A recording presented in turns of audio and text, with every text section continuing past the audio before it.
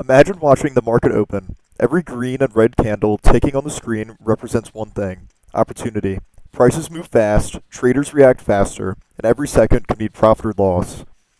Today I'm going to walk you through what really happens when I open a futures position, from analyzing the setup to pressing that buy button and managing the risk. But first, let's talk about what these things are.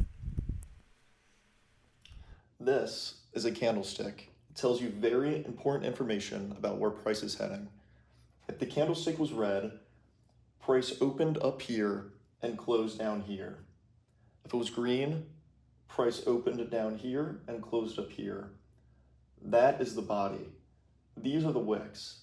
The wicks tell you the lowest price the stock hit in that time frame and the highest price as well.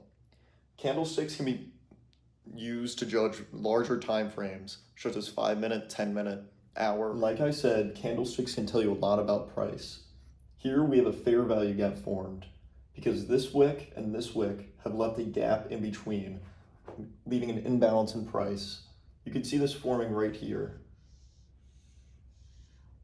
Price moved down to balance out and then continue to move upward. I got that information from tradeovate.com. When I start trading, I'm looking for structure. Support and resistance levels tell me where buyers and sellers have fought before. If price breaks above resistance, we call that a break in structure. You see that right here. And that's my first sign that momentum is shifting. When I finally see the setup I've been waiting for, I know it's time to act. I either buy or sell. In this case, it's an S&P 500 futures contract. Each single point it moves is worth $50. If it rises 10 points, that's a $500 gain. But here's the catch. It could easily drop 10 points as well, and that's a $500 loss. That's why the moment I open a position, I set a stop loss. Think of it as a safety net. A line that says, if price falls this far, I'm out. I'd rather take a small controlled loss than let emotions dig me into a deeper hole.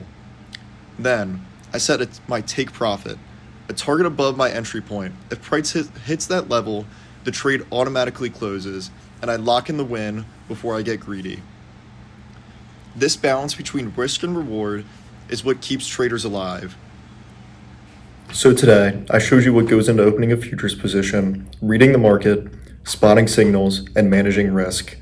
The charts and candlesticks might seem like numbers and lines, but behind every move is a decision. A trader deciding when to act. The rewards can be high, but if you treat it like gambling, the market will remind you who's really in control.